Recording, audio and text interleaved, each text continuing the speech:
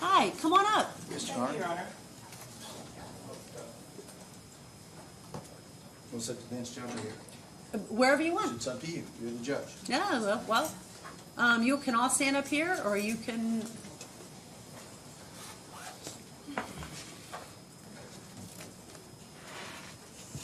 Judge, this is the order that in which the motion is on. That's what we're here to address. We actually have a first here, Judge, we can add it on to deal with it in need be. Okay. And tell me when you're ready, Judge. All right, so this is just an order. You're asking to remove or to change the arraignment date from tomorrow until June 3rd. Is that 6:30. correct? That's correct, Your Honor. Okay. Judge, bond was posted, there's been no violations. One of the reasons I'm requesting to move it is I'm gathering additional information to provide the county. Obviously, the defendant is from out of town.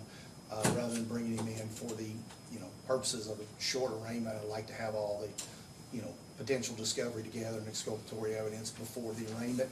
I understand the county is says we have to follow proper procedures. That's why we're filing this motion and asking. Judge, I think per the rules, and again, I noted that we're waiving the 3.10, that a continuance to June 3rd would be appropriate in this case, Your Honor. Okay, go ahead. Judge, are you aware of the nature of this case? I certainly am. I'm aware of the nature of the case. I am not a golfer, and I couldn't pick out two golfers on the planet. But I am aware of the nature. Maybe you were out of town over the I last am week aware. or something, but yeah. No, I am aware. So Judge, Mike O'Connell on behalf of the Commonwealth, and I've been trying to think of the best way to express this to you in response to Mr. Romine's motion, and I won't call him Steve in open court, but we've had communications, as he's had with other members of the staff, about the status of this matter, underlying facts perhaps that may or may not be in dispute, et cetera, et cetera. But we're here today to talk about an arraignment that is currently scheduled tomorrow in this court. Okay? Scottie Scheffler is not a name that a lot of people would know, perhaps if they didn't follow the sport, but it's not a name that is not widely known literally around the world. Okay, he's from Dallas, Fort Worth, Texas. He came up here to play in the PGA Championship.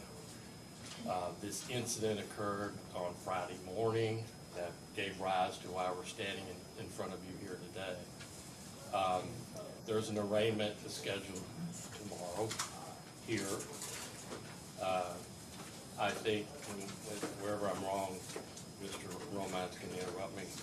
I think he left last night after the tournament concluded. He flies by private jet back to his home. Indeed, is it Fort Worth or Dallas? You know, which one? Judge, if he needs to be here, I'll have him here. No, this is, again, I assisted in arraigning or getting him out, in getting his bond set. I was not present when the arraignment date was set. As the court's aware, attorneys oftentimes are present when arraignments are set. That way, calendars and that type thing can be coordinated. I was not. I'm asking, the arraignment date was given when the bond was posted. I'm asking to continue the arraignment to June 3rd. And I'm with the same bond conditions. And I'm responding to that Okay. motion. Okay. Okay. The rule says, as you are well aware, that if you are charged with a felony, you are to be present for arraignment and in all stages of the proceeding. If you're charged with a misdemeanor, that's not the case. Your lawyer can come in and represent you and do many things. That's not the case with a felony. Now, there are instances where, and I'm going to show you language from the Kentucky Supreme Court. There are instances where, when appropriate, this is an update from the Chief Justice back in March of 22. I've highlighted what it says there. Okay. When appropriate, under the right set of circumstances, when appropriate, the defendant may be dealt with Remotely. remotely, would be the word. Okay. Okay. I do not think this is a case where it is appropriate. I do not think this is a case that the defendant would be somehow put out, inconvenienced maybe for a short few hours, where he can be in and out of here.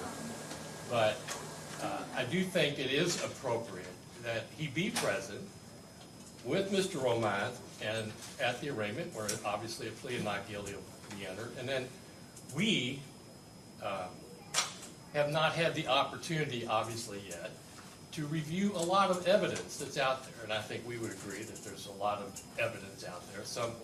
Much of it will be agreed upon, some of it will not.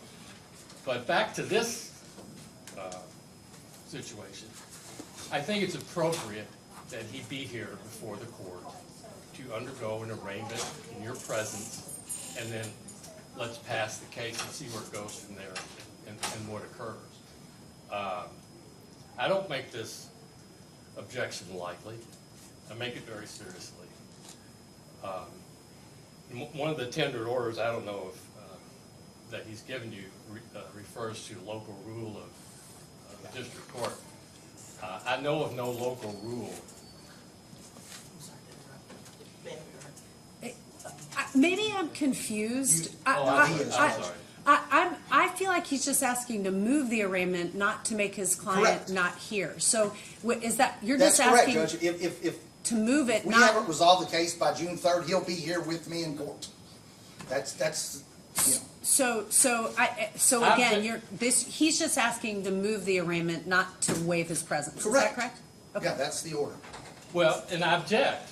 I think we need to get the arraignment done, and then let's begin the process of trying to see when and if this matter could be resolved prior to the next court date, and not move the arraignment out and then expect at the time of the arraignment, whatever is expected, that something is going to happen that's going to be a significant step or steps at that time. So it's not, this man should be treated like everyone else in this matter, okay? I couldn't agree more. Okay. But how- and the Supreme Court has said when appropriate. So Judge, if you believe that it is appropriate to grant this motion, I respect that. But that's the criteria. It's not just, well, we ask and it gets pushed out to whenever it gets pushed out. It's when it's appropriate. How would the county be prejudiced in any way if we move? I'm not asking, so I've thought about this, and I'm going to require the defendant to be present unless somehow there is an agreement made before court, and then I will still rule on it. But I will rule upon whether or not, at this point, if you're asking me if the defendant must be present, my answer is yes, okay? I believe that the motion that Mr. Romines has on today is to move the arraignment. How will the county be prejudiced in anything if the arraignment is moved? Judge, I don't think it's a question of prejudice is not an issue. It's when appropriate. How Is this defendant to be allowed to appear at some other distant date for whatever reason, for apparently his arraignment and something else that may or may not occur on that date? I don't think that overcomes the when appropriate requirement that is required by our Kentucky Supreme Court. So whenever I have set aside something as a summons, or whenever I set arraignment dates, I usually ask if the person is represented by counsel, something that's convenient for their calendar. Additionally, if they don't even have counsel, I'll ask the defendant sitting in my jury box when is appropriate for them to come back. I'm not so I pick an arraignment date, whatever's convenient for the court's calendar and the defendant and or an attorney if represented. So I do that every single person that comes before me. So I try to make it convenient for people's calendars if they have other things going on. So if you'll just make me aware of how it prejudices the county if I do grant, and again, my order as of this moment, unless brought before me again, and that's not what Mr. Romines is asking me. Correct. Mr. Romines is asking me to move the arraignment date, not waive his presence. So at this time, again, I am not waiving his presence. I am wondering why the county is objecting to his arraignment being on June 3rd rather than May 21st, if that's more convenient for Mr. Romine's calendar. Okay. I simply think that is how the matter should be processed. It was set for this date. Mr. Scheffler, as we all know, was here for 6 days or however many days. I don't know how Well, long he Mr. was here, he Scheffler played was in here. the tournament, Judge, and he left last night. Okay. And returned home in Dallas, okay?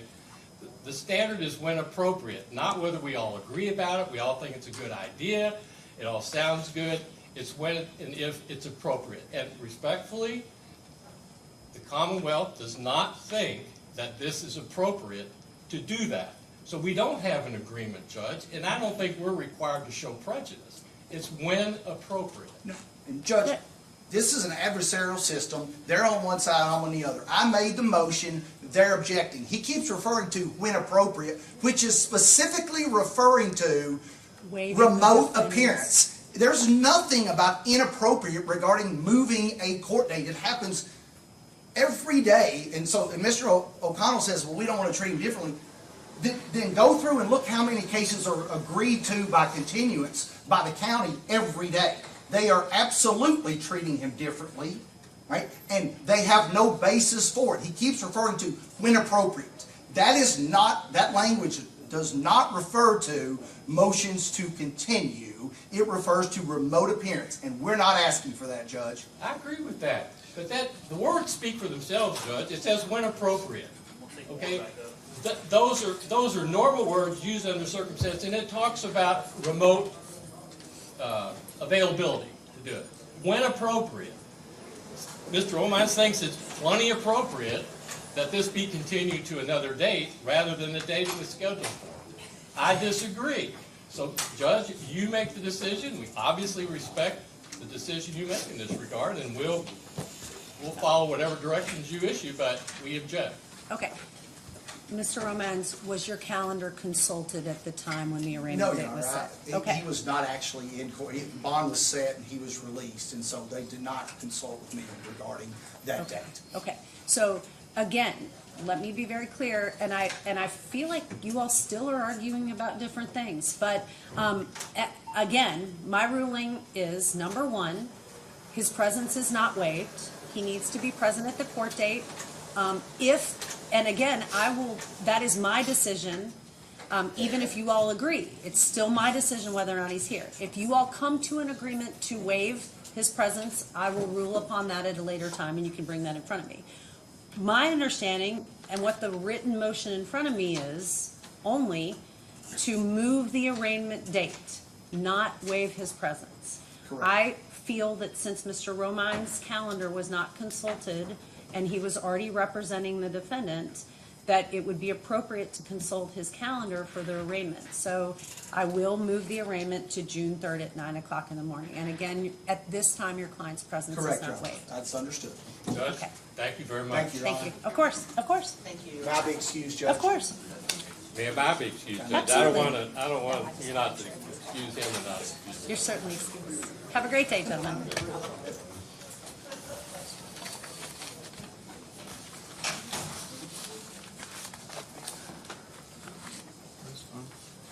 Emily Reeder.